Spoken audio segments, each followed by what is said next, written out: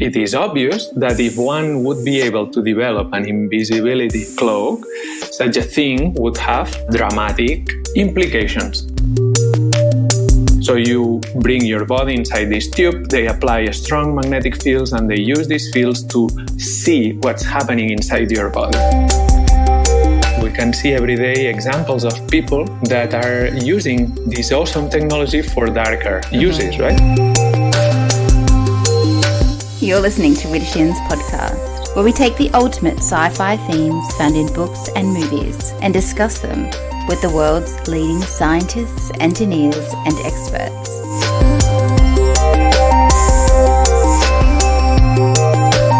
This week's podcast is all about invisibility cloaking. It's brought to you by our sponsors and preferred retailers, Wordery and the Book Depository. And the book whose theme we're reflecting on this week is The Invisible Man by H.G. Wells. Now, The Invisible Man is a science fiction novel published in 1897, and it concerns the life and death of a scientist named Griffin who has gone simply mad. Having learned how to make himself invisible, he begins to use his invisibility for nefarious purposes, including murder.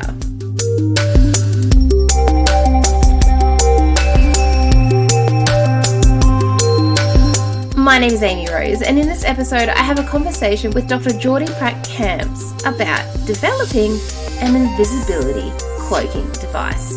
I also spoke to Dr. Jordi Prat Camps on wormholes in Season 1, Episode 3. Jordi is a physicist from Barcelona with a background in electromagnetism, superconductivity and metamaterials, and he has a very applied vision. He loves to explore the frontiers between disciplines and in particular the connection between science and technology. Let's have a listen.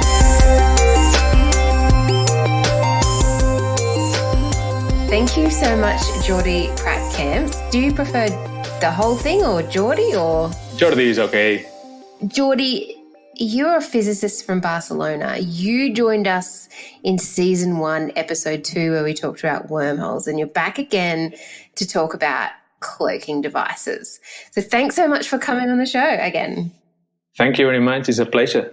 In case some of our listeners didn't listen to Episode 2 in Season 1, can you tell us a little bit about your background and how you got involved in this really awesome science and technology? Yeah, well, from the very early ages, I loved science and technology. I loved building things. And actually, when I was a kid, it seems that my mother tells me that I wanted to invent new things. And this is how I ended up studying science. And I studied physics. And after the bachelor, the possibility of doing a PhD in physics came across. I took this opportunity and I got a PhD in physics, working in the control of electromagnetic fields, in the control of light, and in particular in the control of magnetic fields. So, this is how my story and my love started for science. And I'm working as a professional scientist since then. And today we're talking about making things invisible. Yes. And I have to say that I'm really excited because there's been a few breakthroughs and you've been working on a few things. So can you tell us about cloaking and what it is? Yeah, that's actually a very interesting research topic. So the idea of becoming invisible is something that has been in our minds since the very early ages. Everybody at some point has wondered what would happen if we could make ourselves invisible. And actually, we can find examples in literature. There are plenty of films, movies, and also books that discuss this idea. Okay, so initially, some of the very early ideas on how to make us invisible rely on the idea of, making us transparent, right? So glass is transparent, and in some given conditions, you cannot see the glass because the light goes through. So in science fiction, you can find some movies in which, people become invisible because they inject some substance or they take some magic kind of pills, and, then their bodies become transparent. Okay, cell by cell. This is a very nice idea from a science fiction point of view, but that's not scientifically sound. There's no way that this is feasible. Okay, so this was an idea that was there for many years, and there are some nice books on that. Even The Invisible Man, the classic book, But the change, or let's say the big milestone in terms of invisibility, happened, let's say, in 2000, around 2006. So scientists were trying to find a different solution to the invisibility problem. Instead of changing the properties of the object or the person that wants to become invisible, they found the way to create instead an invisibility cloak. They called this invisibility cloak. This would be, because this has not been built yet, but this would be a device, a kind of cloak, with which you can surround a person or an object, and then all the work is done by this cloak. What this cloak is doing is just bending the light rays around the object, such that if you are looking at this guy that is surrounded by the cloak, you don't see him. So how does that work? Do you need power? Do you need the cloak to be designed in a particular way, or fabrics, or?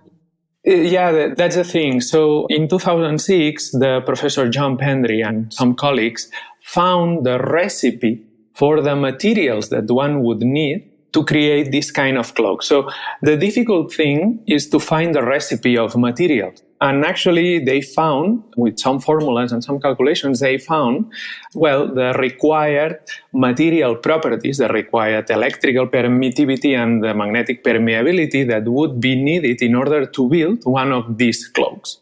So actually the recipe of materials is there and has been there since 2006. Can we just create our own cloak then with the right? Is this fabric available? That's the problem. So the recipe is there, the theory is there. Many people have performed simulations and they have confirmed that such recipe would work. Okay. Oh. Now the problem is that if you look at these formulas and you look at the specs of the materials that you would need, you don't find such materials in nature. You need very specific materials with very specific properties, okay? Electric and magnetic properties that bend and control the light in a very specific way to generate such an invisibility cloak. And unfortunately, if you go to nature, you don't find materials with these really demanding properties. That's the reason why we don't have, invisibility cloaks nowadays. So when you're doing the research for this and when people are trying to develop these cloaks, what's the purpose? I mean, usually scientific research, you get funding because it's going to cure cancer or, it's going to do something good for the world. But why are you researching invisibility? I have to say that this is one of the best questions that you could pose because, I love this question. I have to say that in first place, it is clear that invisibility, making things invisible, is an open question. Nobody has been able to do that before. We can talk about all the attempts because there have been some examples of partial cloaking and many people, many researchers are still working on that. But regardless of that, the problem of cloaking has been a challenge and has been a challenge that has been an interesting scientific challenge, okay? Now, that's very nice and very romantic. But on the other hand, it is obvious that if one would be able to develop an invisibility cloak, such a thing would have dramatic implications for all of us. Yes. Okay? It would have very positive and it could have potentially negative applications, right? I'm not discovering anything new, but obviously military companies would be very interested in things like that. So that's why some, let's say, military agencies have been investing money in these researches. Okay? I mean, and this is a different kind of discussion, but definitely there are companies and there are governments that would be very interested in these technologies.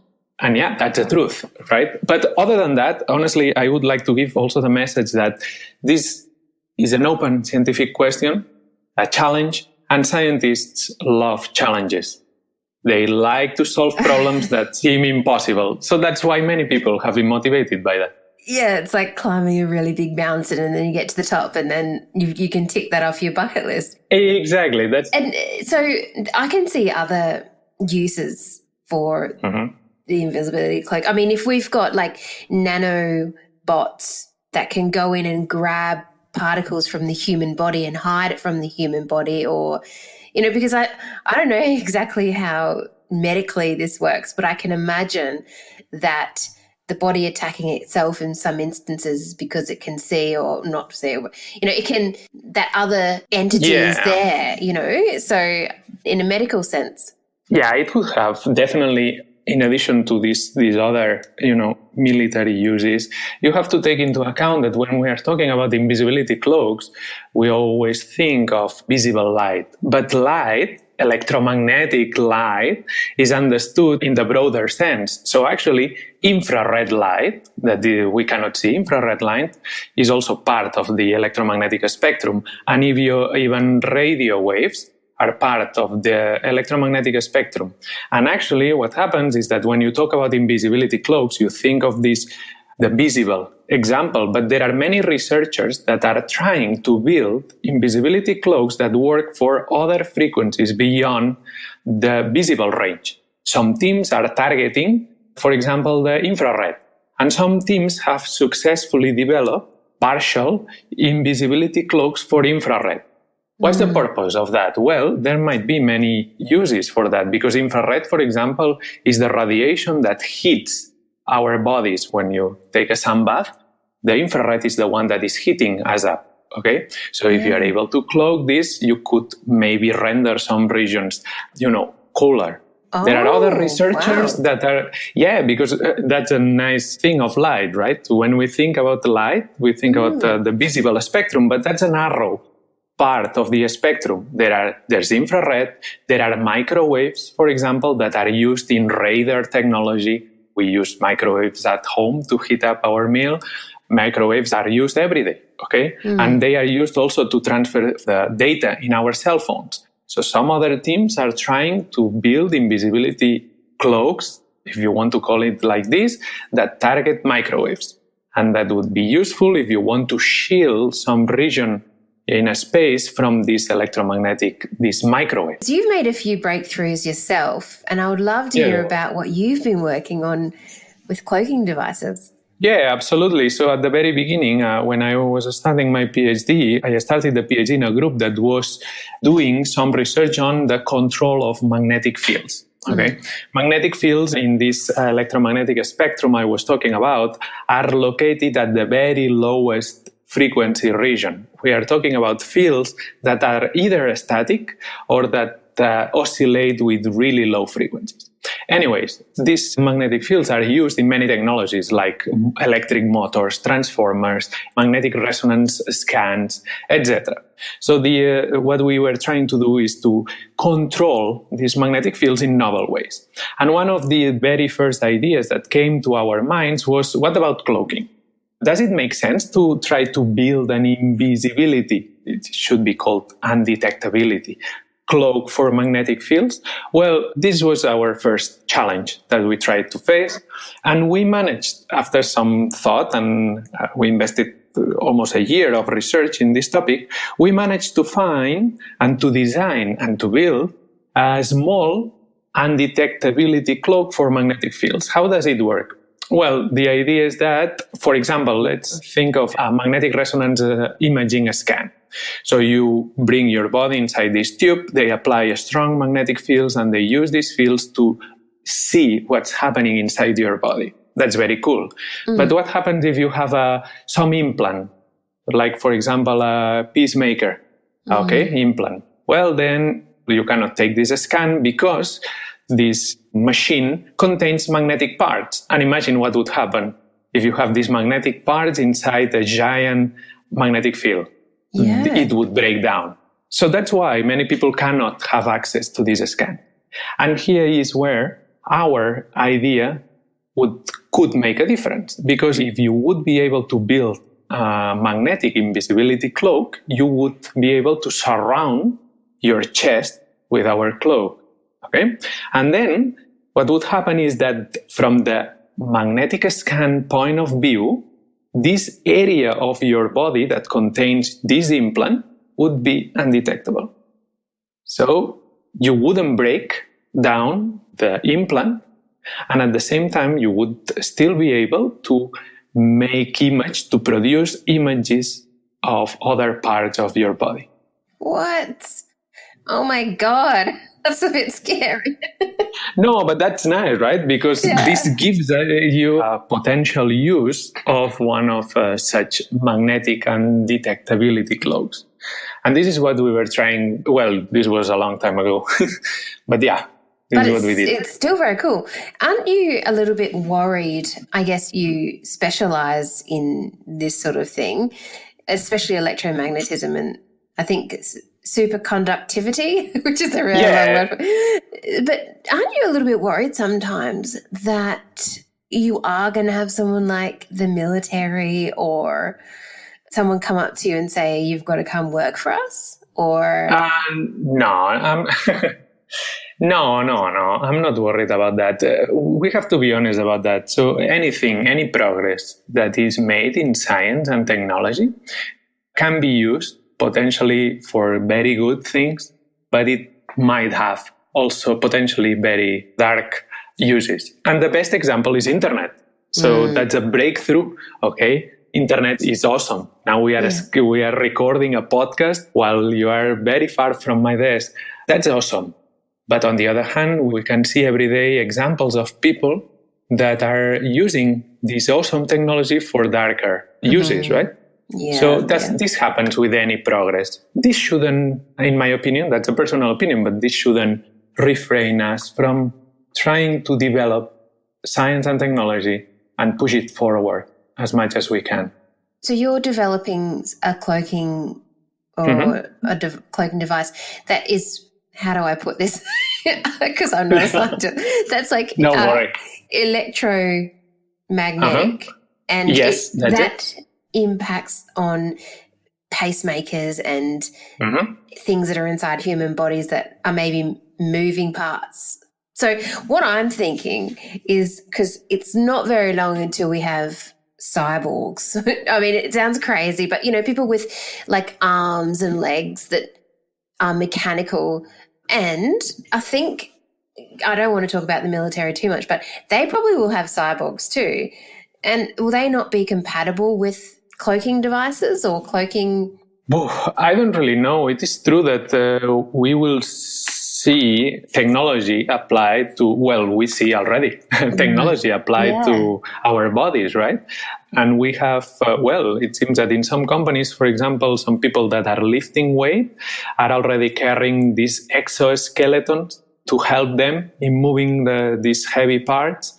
We are seeing there's a lot of research going on nowadays in skin wearables, which are kind of tattoos that you can put on your skin. And these wearables detect, for example, the temperature of your skin, or they can even detect the blood pressure directly. So I think that it's reasonable to think that in few years we will see people interacting with technological gadgets and devices in new ways. We might wear these tattoos or these skin electronic devices, and we might be, connected. Some people might be connected to exoskeletons that help them carry their, your groceries. Some people, we have, interesting examples. Elon Musk has invested in a company that is claiming that they will be able to interact directly with our minds, with our brains. Neuralink. That's a very, I don't know anything about that, but that's a very strong claim. And this would change for sure many things in our lives. So I don't know if this is going to happen or not. I'm not prepared to talk about these things, but most likely the interaction with technology will change in the next few years. But it's true that it has changed already, right? We are all of us carrying our cell phone all the time. Yeah, which is technically makes us a bit of a cyborg, really. Exactly. Because we rely on this device all the time. Yeah. And we do many things through this device. Because you're obviously going to develop an invisibility cloak. It's inevitable. What will you do next?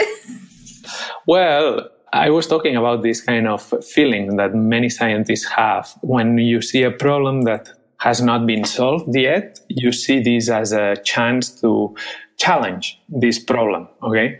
And you try to find solutions to this problem. Many scientists, I include myself in this category, like this kind of fundamental challenges. And once you solve, if you are lucky and you are able to solve this problem, well, you might follow this lead further, or you might look for the next challenge to face. And honestly, I think that this is something that we did in 2012. For example, we worked a bit more on this problem, but we considered that from a scientific point of view, the problem was more or less already solved. Then what's next? Well, I think that now it's time for engineers to take over, right? And if anybody is interested in further developing these things, it should be an engineering team. So do you mean an engineering team to create the actual cloak? Exactly. Right. Exactly.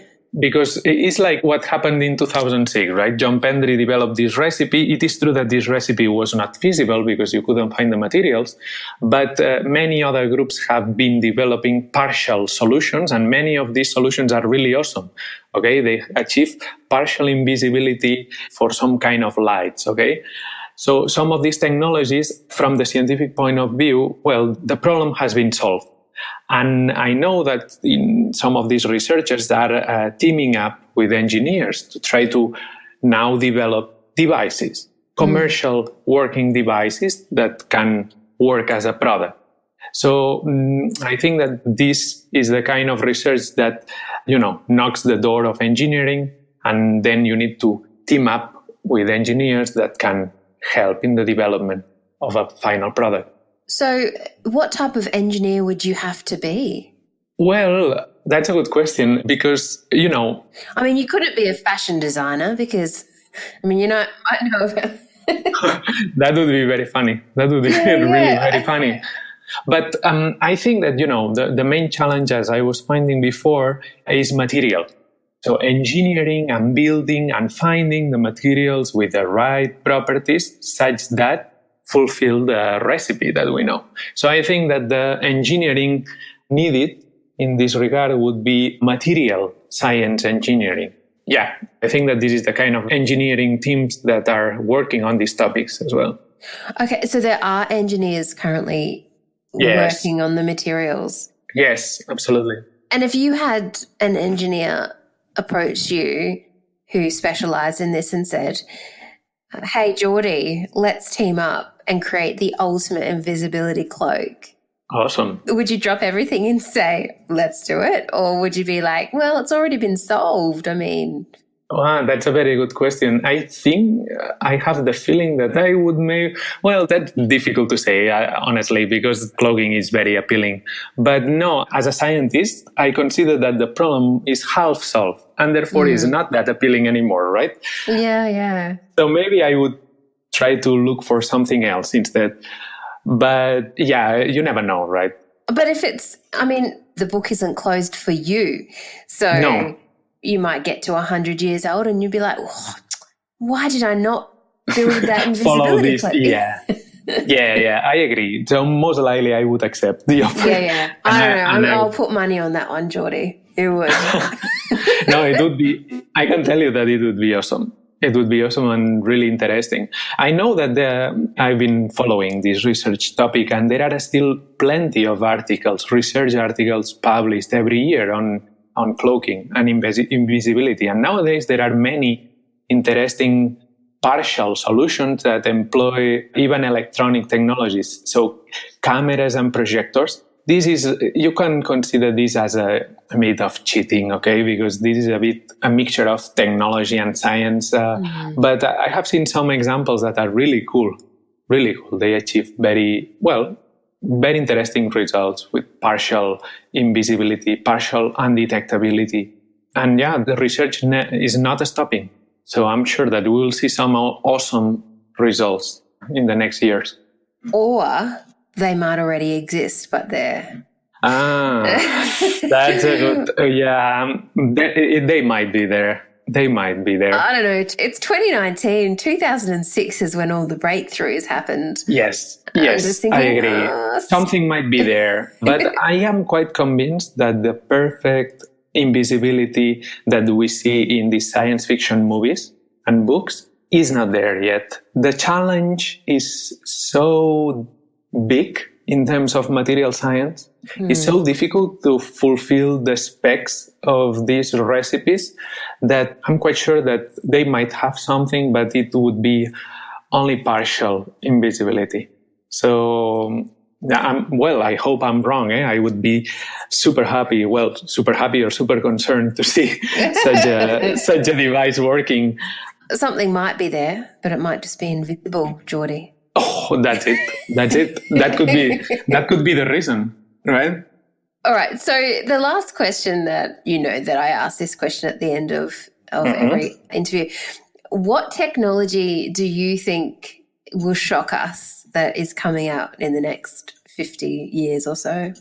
Wow. Yeah. Your imagination, yeah. Yeah, that's a really interesting question. Oof, it's difficult. It's difficult to make this kind of forecast because you always fail, right? Yeah. I don't know. Some people thought the car would be around or an automobile or whatever it would have, and that happened.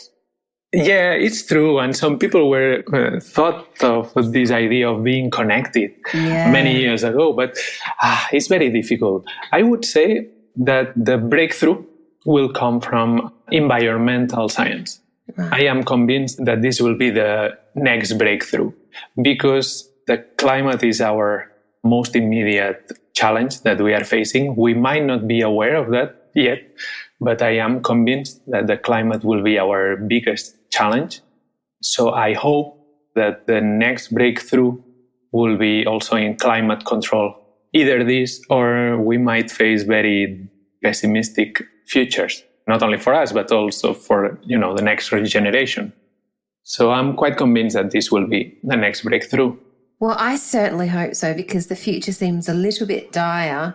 Exactly. There aren't any breakthroughs. But speaking of the weather and stuff, and this is very far-fetched, so you can just say, I'm not talking about that. No problem. No problem. I'm happy. There's some theories / conspiracy that say that there are some people have the ability to create different weather patterns and to create rain over here and a storm over here. Is that something that you're aware of or that you understand? Well, I have read some things about that. And it is true that at least at a smaller scale, it seems that has been scientifically demonstrated that you can do some things to change in a controlled manner the weather. Okay. For example, you can spray some silver compounds in air, and it seems that these silver compounds reflect most of the infrared, and then this would allow you to decrease on average the temperature. Or you can spray some other compounds that favor or decrease that allow you to control the probability of rain, because you enhance the clustering of water particles in air, etc. So I think that these technologies are actually sound scientific. They have a sound scientific background. Okay. Now, whether there is a big conspiracy that is doing some things at very, very, very big scale to really change actively the weather of the whole planet, I really, really doubt it. I think that the main change comes from the Industrial Revolution that we did. But I don't think that there's nothing else other than that. So with climate change, they're probably going to need some sort of technology that can alter the weather. So yes. Yeah. And such technologies. Yeah. These technologies have, I'm not an expert in this topic, but I have been following some news on these topics. And there are technologies, for example, there's a startup in Switzerland that is trying to demonstrate a technology to catch carbon from air. And what? So, yeah. And they have built a kind of big prototyping plan to show that such technology works. And it seems that you can collect carbon dioxide from air. And they are trying to demonstrate that is even economically profitable in some way. So, and there are other technologies that are using other compounds. These technologies are there. I don't know if they would be economically, sustainable or not, but they are there. There are some other scientists that are arguing that we could try to spray some of these silver compounds in air, for example, to increase the reflectability and to decrease the temperature of the planet. So there are technologies there. Now, the problem, in my understanding, is that you need to be very sure when you do something like that you are not going to end up in a state that is worse than the original one. Because climate is very, very, very difficult to predict. You know what I mean? And I mean, I wouldn't mind a lot of silver around. That would be lovely. But I can imagine, because I know a little bit about colloidal silver, and I've seen some blue people who've had too much silver, and that's actually quite bad for your health, even though a little bit of silver is supposed to be good. But yeah, of course. And we are talking about, let's say that this is at a big scale. So if at some point humanity needs to decide to, try to control the climate in some way, it will be at a really massive scale, right? And therefore, the consequences and it's very difficult. It's very difficult to predict. So I don't really know what's going to happen. Is it a field that, because I do know that you like to merge and make connections between different fields. Yes. Could you possibly go into saving the planet and use what you know? I mean, especially, you understand how light reflects. Could we not reflect some of that light off our planet so that we don't? Yes. Well, in some way or another, at the end of the day, we are scientists and we are used to, solve problems following the scientific method. So, yeah, absolutely. It wouldn't be crazy to move to topics more related to environment and I would be actually happy to do that. I honestly think that this is going to be one of the biggest challenge the humanity will face in the next years. Well, we're already feeling it. We are feeling it's really it. scary. Absolutely. In Europe, for example, this summer, we had the hottest heat wave ever recorded, at least here in the UK and in France as well. So there are clear, and you can find articles. There was a very nice article 2 weeks ago, statistically demonstrating that, these heat waves are related to our human activity. There's nothing else, no other way to justify these things, despite of what other politicians or other people might try to sell, right? So, well, we can't deny that the Earth is changing, irrespective of what on Earth is happening. It's not good for anybody. So changes need to be made pretty quickly. Yeah, pretty quickly. Yeah. Yeah. Well, Jordi, thank you so much for coming on the show. It was a pleasure. We did go off track. I knew we would. I'm sorry about that. But no problem at all. It is my pleasure. Thanks so much for sharing all of your brains. No, I'm always happy to share my brain and to discuss about anything related to science, technology with other people interested in listening. So brilliant. It's my pleasure. I hope you stay away from that military, okay? No, I am. I am totally far away. Actually, as you could hear, I'm more concerned about other endeavors. Okay, well, thank you so much, Jordi. Until next time, have a lovely day. Thank you. Likewise. Bye. Thank you so much for listening to this week's episode with Dr. Jordi Prat Camps. Until next time, please subscribe on whatever platform you're listening on. Please stay safe, enjoy the company of your loved ones, and enjoy the rabbit holes.